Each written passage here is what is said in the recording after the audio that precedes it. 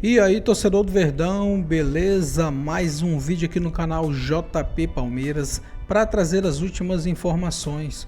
Estou trazendo aqui para vocês o Seleção Esporte TV, analisando a partida do Verdão contra a LDU fora de casa, galera. Jogo de ida da semifinal da Libertadores. Infelizmente o Verdão perdeu no placar de 3-0. Palmeiras, que estava irreconhecível, jogou muito mal. Palmeiras que agora vai ter que reverter essa situação se quiser chegar à final da Libertadores. Palmeiras tem que fazer 3 gols se quiser levar para os pênaltis ou mais se quiser passar no tempo normal, galera. Palmeiras que tem que fazer um jogo daqueles épico para passar para a final da Libertadores, galera. Fica aí até o final do vídeo, não se esqueça de deixar aquele like, beleza? Tudo bem, Mari? Boa tarde para você, Roger, Ana, todo mundo ligado com a gente no Seleção. Assim, são 10 dias que podem ser 10 dias trágicos para o torcedor palmeirense, né? Por tudo isso que o Roger citou, você pode vir de uma derrota, já tem uma derrota para hoje o grande rival a nível nacional do Palmeiras, que é o Flamengo. Ontem, uma derrota acachapante, que deixa o Palmeiras numa situação muito difícil, pode perder a liderança do Campeonato Brasileiro e ser eliminado de uma Libertadores, né? Agora, com relação ao jogo de ontem, assim, a gente viu essa LDU fazer jogos muito competitivos, sobretudo na altitude contra Botafogo e São Paulo. Mas acho que ontem foi ainda pior o Palmeiras, porque se a gente pega, quem assistiu ao jogo contra o São Paulo, foi um jogo onde o São Paulo tomou de 2-0, mais 2 gols em falhas individuais do São Paulo, e o São Paulo teve pelo menos 4 grandes oportunidades claras de sair de lá, pelo menos com um empate. O jogo do Morumbi, não vou nem falar, porque o São Paulo finalizou mais de 25 vezes e não conseguiu fazer o gol. Até que eu até falei aqui no dia seguinte na Seleção que, para mim, o São Paulo tinha sido eliminado pela incompetência do São Paulo. Ontem não, ontem chamou muito a atenção a maneira com que o Palmeiras foi amplamente dominado. O Abel falou muito bem na coletiva dele. E aí é um ponto a se destacar, porque normalmente a gente vê o Abel, quando perde, vai para a coletiva soltando marimbondo. Geralmente é quando ganha, né? E a última coisa que ele fala... Não, mas nas coletivas, quando ele perde, normalmente a última coisa que ele fala é sobre futebol. Ele fala sobre arbitragem, fala sobre uma série de coisas. Ontem não. Ontem ele tomou de 3-0, o time dele foi completamente dominado, e ele foi para a coletiva e ele explicou o porquê o que ele pensou, o que deu errado, quais funções, principalmente dos 3 jogadores que foram modificados do jogo contra o Flamengo para ontem e por que isso não funcionou. Então, assim, foi uma coletiva muito interessante do Abel. Agora, por outro lado, se tem 2 equipes no futebol brasileiro que a gente pode pensar que tem condições técnicas de reverter um resultado como esse, são Flamengo e Palmeiras. Então, ele bateu muito nesse ponto na coletiva. São 90 minutos que a gente vai ter no Allianz e 90 minutos é muito tempo. Então, assim, tenho certeza que ele vai fazer um trabalho durante a semana para tentar, obviamente, motivar todo mundo. Acho que motivar nem é a palavra, né? Mas fazer com que todo mundo acredite que esse resultado possa ser revertido. Agora, o problema todo é que tem uma outra decisão no meio do caminho para jogar no domingo. Contra o Cruzeiro. Aninha, boa tarde também. Tudo bem, Mari, Roger, Pedro? Que semana do Palmeiras, né? Acho que os meninos 6 gols em 2 jogos. Exatamente, já destacaram o que foi essa semana. Uma semana com a estreia do Carlos Miguel como goleiro do Palmeiras, né? Claro que você não dá para falar sobre ter culpa ou não, mas marca a semana de um goleiro que é considerado aí, tem tudo para ser o titular do Palmeiras por muitos anos, né? Depois que saiu o Everton. Mas eu acho que o Palmeiras tem todas as condições de reverter esse placar, mesmo sendo um placar muito difícil, mesmo sendo algo que o Palmeiras não consegue há muito tempo, desde 1995, tomou uma goleada para o Grêmio, ainda assim conseguiu fazer gols, não era o suficiente para classificar. A gente está falando do time mais imponente na Libertadores nos últimos anos, com primeiras fases irretocáveis como mandante, com uma campanha incrível como visitante.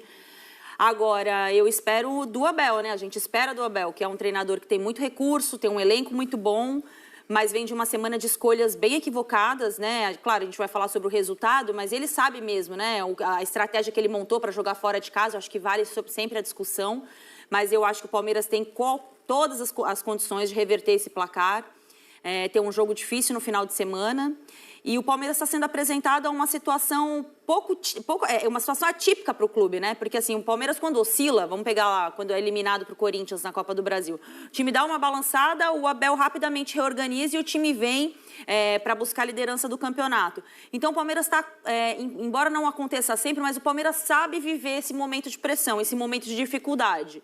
E ele tem que dar resposta rápido, né? Porque com um time babando na liderança do Campeonato Brasileiro, como é o Flamengo, que está ali disputando, e com esse placar terrível nesse primeiro jogo, a resposta tem que ser já no jogo contra o Cruzeiro no sábado. Você falou dos 6 gols em 2 jogos. São 6 gols em 2 jogos e 2 jogos consecutivos que o Palmeiras sofre 3 gols no primeiro tempo. Na temporada inteira, sabe quantas vezes o Palmeiras tinha sofrido 3 gols na mesma partida?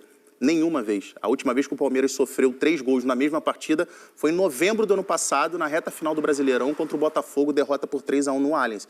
Então, assim, é uma solidez defensiva que a gente viu do Palmeiras até aqui na temporada, sobretudo após o Mundial, que no momento mais decisivo da temporada, essa solidez defensiva do Palmeiras a gente não está vendo. Pois é, a Ana falou estratégia, semana de estratégias erradas, né? Você usou alguma coisa assim, mas dizendo que essa semana do Abel foi marcada por erros de estratégia. Então, eu entendo que você está considerando o jogo de domingo contra o Flamengo no Maracanã e o de ontem. O de ontem eu acho que a gente pode listar pelo menos 2, mas domingo também foi uma estratégia errada? Não, o Flamengo foi muito bem no domingo, né? Se a gente voltar para discutir o jogo que aconteceu no domingo, o Flamengo foi muito bem. Não, então, mas e sobre o Palmeiras? Qual foi a estratégia errada? Ou eu entendi errado? Porque eu entendi você falando uma semana de estratégias erradas, não foi? Acho que a Aninha falou escolhas, né? Escolhas, Ah, né? não, semana, ok. Tipo, a forma como ele colocou o time para encarar um time que tem boa posse de bola no domingo, quais são as alternativas que ele pega para um time que tem que finalizar mais no domingo contra um time que tem uma defesa muito boa, como é o caso do Flamengo, e avançando para o jogo de ontem, o meio-campo, que é um time com mais pegada, ele abriu mão, ele colocou o Rafael Veiga para tentar uma outra situação que não deu certo. Claro que a gente fala isso com o 3-0. Se dá 3-0 para o Palmeiras, a gente fala, nossa, como o Abel é incrível. Só que eu acho que abre espaço para o debate, e é importante esse debate, para enxergar essas lacunas, para entender o que dá para ser feito já para o final de semana, pensando no jogo contra o Cruzeiro. O jogo contra o Flamengo, eu até acho que, de maneira geral, o Palmeiras fez uma boa partida. O Palmeiras competiu e foi um jogo individuais. Foi um jogo que foi decidido no detalhe de uma grande partida entre 2 das principais equipes do futebol sul-americano. O detalhe foi o Flamengo jogar muita bola, né, e que é normal, mas assim, o Palmeiras, se não comete os erros individuais, é possível que o Palmeiras saísse até vencedor do jogo. Agora, o jogo de ontem... Finalizou mais, teve mais posse de bola. Sim, foi um bom jogo do Palmeiras. Mas o Rossi não foi o grande destaque da partida. Não, mas que na minha opinião não significa que o Palmeiras não tenha tido uma boa atuação contra o Flamengo. Produziu volume para outro resultado. Agora, o jogo de ontem, o Abel pensou, se a gente for pegar a explicação dele na coletiva, tudo que ele diz que pensou para o jogo, assim, faz sentido nas alterações. A entrada do Kelvin na lateral direita, um jogador de velocidade, que em tese teria mais condições físicas de acompanhar, fazer esse vai e vem, não só para o Palmeiras se defender, mas também de ter um escape de velocidade pelo lado do campo. A entrada do Veiga no lugar do Maurício pelo lado direito, de ter um jogador com capacidade de controle de posse de bola para não acontecer para o Palmeiras o que acabou acontecendo, que é o Palmeiras não ter posse de bola. O Palmeiras não conseguiu ter esse controle. E não espaçar muito o time, né? Não conseguiu ter essa posse de bola. Quando você tem um cara que retém a bola, você deixa o time mais perto, organiza, mais compacto. Sim. Você não abre muito o time numa altitude que quando você abre, aí a vaca vai pro brejo, né? A entrada do Murilo no lugar do Fux. Assim, o Fux fez um jogo muito ruim contra o Flamengo. O titular é o Murilo, né? E o Murilo, ele explicou, cara, o Murilo é um jogador, a gente sabia que seria um jogo de muito embate físico, e o Murilo é um jogador que fisicamente é mais privilegiado, então a gente entendeu que era melhor o Murilo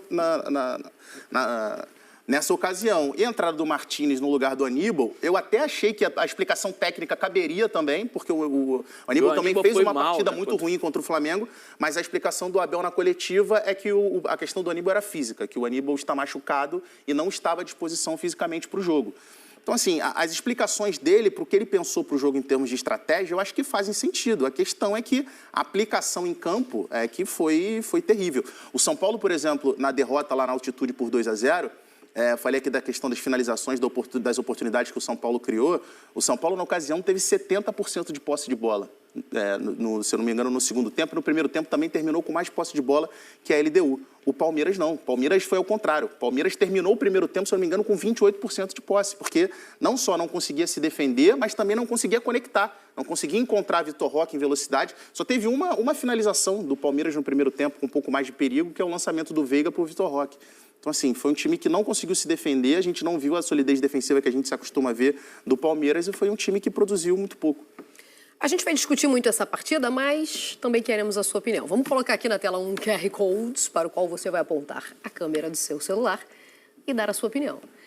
Quem é que se classifica para a final da Libertadores? O Palmeiras, que precisa marcar 4 gols para avançar direto, ou 3 no Allianz para levar a decisão para os pênaltis, ou a LDU, que chega com essa baita vantagem na mala. LDU de Thiago Nunes, treinador brasileiro. Palmeiras ou LDU? Quem é que vai para a final? Só se apontar a câmera do seu celular para esse QR Code e dar a sua opinião. Falando em treinadores, do outro lado, né, o Thiago Nunes pega o Abel Ferreira, que sofreu ontem. É que a gente fala de um 3-0 na Libertadores e não consegue lembrar quando viu isso do Palmeiras na competição. Não consegue porque não viu, no caso. O Palmeiras nunca sofreu uma derrota desse tamanho na Libertadores. E essa foi só a 6ª do Abel na competição. É incrível que a gente precisa lembrar que em um ano ele conquistou logo na chegada, né, 2 títulos, né, no intervalo de um ano de Libertadores. Quando você fala que o Palmeiras nunca perdeu assim na história do Palmeiras? Não, com o Abel. Tá, com o Abel. Tá, com o Abel, desculpa, se foi isso que você entendeu, mas nunca teve esse resultado, uma derrota tão... Uma derrota pro Grêmio em 95 por 5-0. Com o Abel, porque aí a gente volta, acho que na Libertadores também, Aninha? Isso. Libertadores, tá. Com o Abel, essa aqui é a maior, placar de maior diferença do Abel. E de volta foi 5-1, né? 5-1. Não, se você for pegar o Palmeiras com o Abel... O número de derrotas em Libertadores é uma coisa que... Essa foi a 6ª. Não existe. Exatamente, essa foi a 6ª derrota do Abel na Libertadores. São 2 títulos conquistados e 3 eliminações. E agora ele tem uma semana. E sendo que nessa uma semana... Aliás, eu falei dos jogos adiados, né? LDU e Del Valle se enfrentariam pelo equatoriano e a federação adiou. No caso do Racing, a partida já seria adiada por causa das eleições na Argentina. Não tem nada a ver com a federação, não. As eleições na Argentina já adiariam as partidas do final de semana, por isso o Racing já não jogaria, tá? Mas, de qualquer maneira, o Flamengo chega com um jogo a mais, Palmeiras com um jogo a mais no intervalo, né, da decisão. E o Atlético Mineiro também na Sul-Americana. E o Abel agora tem uma semana para ajustar o time. Na verdade, tem uma semana para ajustar. Né? Exatamente, porque tem o jogo contra... E eu falei do planejamento aquela hora, Roger, porque a impressão que eu tenho é que o plano perfeito era voltar com um resultado seguro. O plano perfeito seria... E poupar. Pontuar no Maracanã e pontuar na... Você voltou mais aí.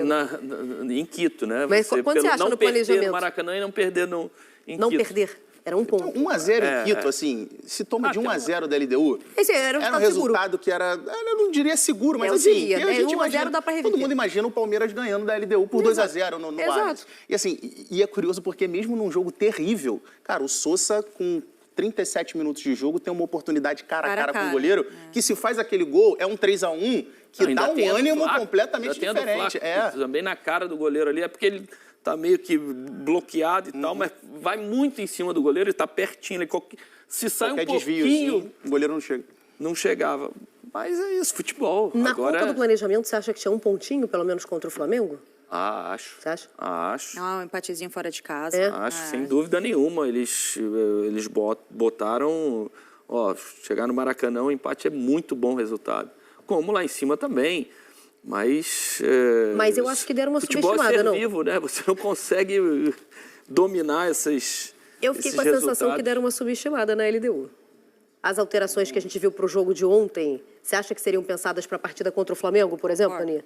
Contra o Flamengo ele fez também. Subestimada? Na LDU? Não acho, não. Porque se você for ver a troca de jogadores, não tem nenhum pensamento ainda mais no sentido time do Abel, cara. O Abel não tem esse Rafael tipo Veiga, de soberba. você acha que tem intensidade para jogar na... Contra o Flamengo, você acha que ele entraria com o Rafael Veiga? Mas eu acho que a questão não foi do passeio. Mas você trocar o Maurício pelo Veiga, eu acho que o Veiga jogador para esse jogo, nesse momento da altitude, eu não começaria com o Veiga, não. É isso. Não, a gente pode até discutir isso. De repente, eu também não começaria. Mas falar em soberba, em subestimar o adversário, eu acho que não. Eu também não. O Abel não tem esse perfil. O Abel é um cara que cobra demais, que não deixa esse time achar que pode mais do que pode.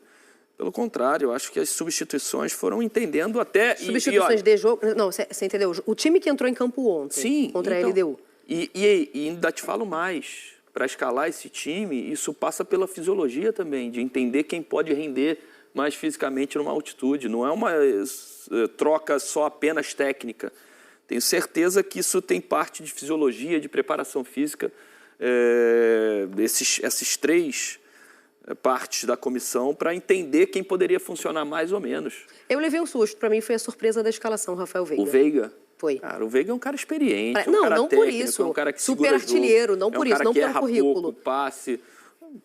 Não deu certo, mas passa longe de soberba. Eu acho que a explicação do Abel, que eu citei aqui agora há pouco, eu acho que é absolutamente plausível num plano de jogo, onde você quer ter um jogador mais técnico, até porque, assim, a gente vê o Veiga que estava fazendo ali o lado direito, de fato, ele não é um jogador de velocidade, intensidade e tudo mais, mas ele compensou isso em ter um lateral de maior velocidade ali do lado, exatamente para ajudar o Veiga. E a ideia do Veiga, o Abel fala isso na sonora, a função do Veiga era pressionar a saída de bola do Quiñones, que era o terceiro zagueiro pelo lado esquerdo, e quando a bola invertesse para o corredor do lado esquerdo da defesa do Palmeiras, ele fechasse no meio campo, como um terceiro meio-campista ali pelo lado direito.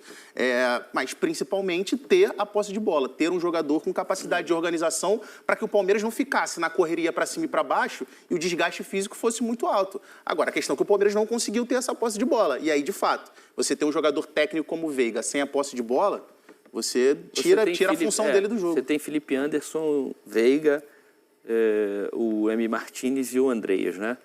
Se você pensar num todo, não é um time potente físico. Não.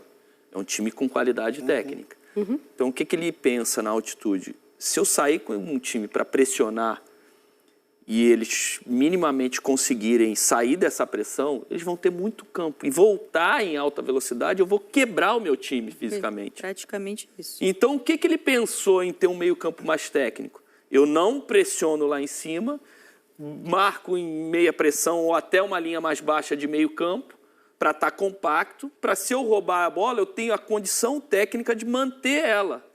De também não acionar a velocidade, porque o que cansa numa altitude? É você fazer isso aqui, ó, para cima e para baixo o tempo todo, o que consegue fazer em condições normais de temperatura e pressão, vamos dizer assim. Lá em cima a pressão é diferente. Que a gente não então, só que não deu certo. Os caras dominaram o jogo, os caras estavam bem tecnicamente, conseguiram envolver o time do Palmeiras, e aí, cara... E aí o que acontece? Quando a marcação não encaixa, mesmo você com linha baixa, você dá um bote errado aqui, você desencaixa toda a marcação. E aí o Palmeiras não conseguiu se encontrar na partida, não conseguiu. E aí as escolhas, obviamente a gente fala, escolheu errado, a gente pode debater, não deu certo, não funcionou. Mas eu acho que ia numa linha de que foi soberba, que desprezou o adversário, eu acho que não é por aí. Não sei, quando eu falo subestimou, não necessariamente eu vejo um desprezo, eu acho que você avaliou errado. Você subestimou o potencial, não deu por exemplo. certo. Não é nesse sentido. Porque a gente viu, eu entendi o que você está falando. Esse gol aí, olha, só para falar, o cara vai na linha de fundo, a linha de zaga do Palmeiras entra toda, né? Entra toda, olha só, tem um jogador só dentro da área, 1, 2, 3, 4, 5 jogadores entrando muito e deixa o jogador na entrada da marca do pênalti sozinho. E ele faz tudo errado, porque ele domina, ele ajeita, ele dá tempo do bloqueio. A bola passa por baixo da perna do Murilo. Exatamente. Então também deu tudo certo para os caras. O Abel falou sobre essa questão do posicionamento dos dois volantes, né? Por exemplo, o primeiro gol a gente viu, o Roger citou, como a linha entra e ainda assim o Kelvin tem a oportunidade de conseguir fazer o corte, não consegue. Mas a linha toda entra e os dois volantes não estão protegendo a entrada da área. E o terceiro gol, a gente vai ver, acontece da mesma maneira. Os dois volantes do Palmeiras estão à frente dos dois meio-campistas da LDU. Tudo bem que é uma situação de uma bola quebrada lá pra frente, ó. Aí, ó. A gente vai ver. Aqui o Lourinho aqui no meio, o Andrés Pereira, e lá de trás ainda tem outra questão, ó. O Martínez, a gente vai ver, ele desacelera. Ele era para estar colado, o Abel falou, era marcação individual nele, no jogador que fez os dois gols, o primeiro e o terceiro. Só que acontece que o Martínez desacelera, ele vem para fechar o espaço, desacelera e a bola entra exatamente no espaço onde era para ele ter acelerado e ter fechado aquela linha de passe. Só que assim, são detalhes de um jogo que fazem com que, de repente, uma vitória que pudesse ser de 3-1, 2-0, mas poderia ser de 3-0. Podia ser de 5. Por isso que eu acho que o Carlos Miguel, um monte de gente, mais um jogo do Carlos Miguel, e brincando, né? Quantas defesas tem, quantos gols sofridos. Com 9 minutos ele tinha feito 3 defesas. Para mim, foi um dos destaques da partida. Sem dúvida. Mesmo voltando com 3-0. E quando eu falo que, para mim, subestimou, a gente pode olhar a campanha da LDU nessa edição de Libertadores, fora o histórico contra brasileiros, né? Inclusive sendo campeão no Maracanã, em 2008, contra o Fluminense da própria Libertadores. A LDU não faz uma primeira fase boa. Então, mas a LDU empata com o Flamengo lá e aqui perde de 1-0. Cara, mas o jogo lá em fase cima de foi grupos. muito mentiroso a ida. O Flamengo era no primeiro tempo, o Flamengo era para ter feito pelo menos 2-0. O Flamengo dominou o primeiro tempo lá em cima contra a LDU. Perde até uma oportunidade que eu não vou lembrar agora quem é, que sai cara a cara com o goleiro e perde uma chance. O Flamengo mandou no primeiro tempo. No segundo, não fez o gol. E aí, no segundo tempo, o Flamengo fisicamente morreu. E aí, no final do jogo, tomou uma pressãozinha, mas conseguiu o resultado. Agora, o jogo lá em cima foi muito mentiroso. E a primeira fase do Flamengo também foi horrível, né? A primeira do Flamengo quase não avança. O Flamengo avança no saldo de gols, né? No critério de desempate. Mas aí, a gente tem, inclusive, vamos mostrar aqui, porque eu estou adiantando já. A gente tem esse resumo da LDU nessa edição. Vamos primeiro nessa edição, então, da Libertadores, porque a gente teve alguns encontros entre LDU e times brasileiros. Só para eu justificar que a minha opinião, eu acho que... Aí, tá aí, ó. A gente tá vendo um resumo na tela. Esse já é Eu acho que a avaliação foi mal feita. Porque a fase de grupos eu que citei, mas é só no mata-mata. Então, oitavas, a gente teve um jogo no Newton Santos, em que o Botafogo vence 1-0, mas num gol de 14 segundos e depois só da LDU. Foi muito bem no primeiro tempo e depois nunca mais jogou, né? Jogou ali pra fazer o gol no primeiro tempo, você diz nos 30 segundos. 40 segundos de jogo. Eu falei isso agora, foi bem 14 segundos depois. Foi bem resumida. Então, e aí num jogo que a LDU vai muito bem, mas não consegue o resultado, né? O Botafogo é eliminado fora de casa. E vamos lembrar, eu sei que é outro momento, é outro time e tal, mas a gente está falando do atual campeão da competição. Depois a LDU vence o São Paulo 2 vezes, jogando fora de casa e como visitante. E ontem recebe o Palmeiras e faz um 3-0. Entendeu por que eu falei que eu acho que houve uma subestimada? Neste sentido, não falei desprezo, soberba, nada disso. Acho que a LDU é mais do que muita gente avaliou. Não é... E você falou das condições de temperatura e CNTP, condições normais de temperatura e pressão. A LDU não é dependente de altitude, não. É só a gente ver a performance fora de casa. Contra o Botafogo, contra o São Paulo, contra o Flamengo no Maracanã, na fase de grupos. Então, mas olha, perdeu pro Flamengo. Empatou. E aqui no Maracanã? No Maracanã, 1-0. Perdeu pro Flamengo. Perdeu pro Botafogo. Pô, mas jogou muito mais, olha. Não, tudo bem, mas eu tô falando de resultado. As outras vitórias, pro São Paulo, ele já joga com 2-0 na conta, que é o jogo de volta, que é o que vai acontecer contra o Palmeiras. Mas então, vai pro jogo. Joga negociando o resultado. Ele vai pro jogo porque ele tem 2-0 e ele sabe que o São Paulo vai se expor e consegue ganhar novamente. E é o que o Palmeiras, esse é o meu medo, que o Palmeiras, para fazer 3 ou 4, para se classificar diretamente, vai ter que jogar mais exposto. E aí é um perigo, né? Porque essa LDU, ela consegue jogar, ela consegue sair em velocidade. Se bem que tem a expulsão do menino ontem, que é bom jogador, né? No final da partida, na entrada em cima do GI.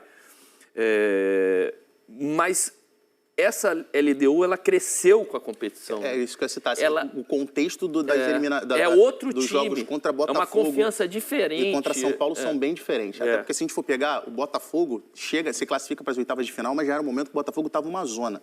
O Botafogo a gente falou aqui, faz gol com 14 segundos e para de jogar. Lá em cima é um baile. Então, assim, era um Botafogo que já estava muito zoneado. O jogo contra o São Paulo, para mim, o São Paulo foi melhor nos 2 jogos. O São Paulo foi melhor na altitude e o São Paulo no jogo do Morumbi, então... Eu lembro que até a gente falou aqui, não lembro quem foi que usou a expressão, a LDU soube sofrer. Eu falei, não, a LDU rezou. Porque, assim, o Luciano perde um gol na pequena área com 15 minutos de jogo, que se aquela bola entra é um contexto completamente diferente, 25 finalizações, e a LDU sabe-se lá como conseguiu o resultado. Inclusive, o gol da vitória da LDU no Morumbi também é um gol de erro de saída de bola. Mas mostra também a eficiência da LDU, né? Não, assim, mérito tem. Assim, olha, ninguém está falando que a LDU assim, foi colocada lá, tem mérito. É que cresceu demais e está confiante, sabe jogar nesse tipo de formato, né? E usa a sua casa muito inteligentemente, cara. Sim. Como sabe usar o fator casa, o fator altitude. E aí, de repente, jogar lá em cima é porque não vai ter mais, né? Foi o último jogo. Foi o último jogo lá em cima. Assim como foi o último jogo do Flamengo também no Maracanã, né? Nessa edição de Libertadores. Até onde se sabe, né? Porque a gente não sabe onde é que vai ser. Até agora tá mantida em Lima, né? Pelo histórico, tudo pode mudar. Tudo pode mudar. Mas assim, no caso do Palmeiras, eu acho que o que causa a maior surpresa, porque como eu citei aqui, o Botafogo, no momento que foi eliminado, já era um momento onde a gente já falava dessa bagunça do Botafogo. O São Paulo, se eu não me engano, no momento que o São Paulo eliminado da Libertadores, o São Paulo vinha numa sequência de 6 jogos, sem fazer gols. Acho que foi no meio dessa sequência de 6 jogos do São Paulo sem fazer gols, com muita dificuldade. O Palmeiras que toma de 3-0 pela LDU, era o Palmeiras que na semana passada a gente falava que era o Palmeiras com o melhor desempenho da era Abel. Que era o Palmeiras que desempenhava o melhor futebol. Então, assim, eu acho que o que é mais surpreendente, além da gente ver uma equipe que tem chegado com frequência à semifinal e decisão de Copa Libertadores, é a gente ver a maneira com que um Palmeiras, que a gente fala que é o time de melhor desempenho de uma era hiper vitoriosa, esse time ser dominado do jeito que foi. Então é isso, torcedor do Verdão, valeu por chegar até aqui no final do vídeo, não se esqueça de deixar aquele like, beleza? Se você ainda não for inscrito aqui no canal, já se inscreva, ative o sininho de notificação para não perder nada que eu poste aqui no canal. Falou e até mais!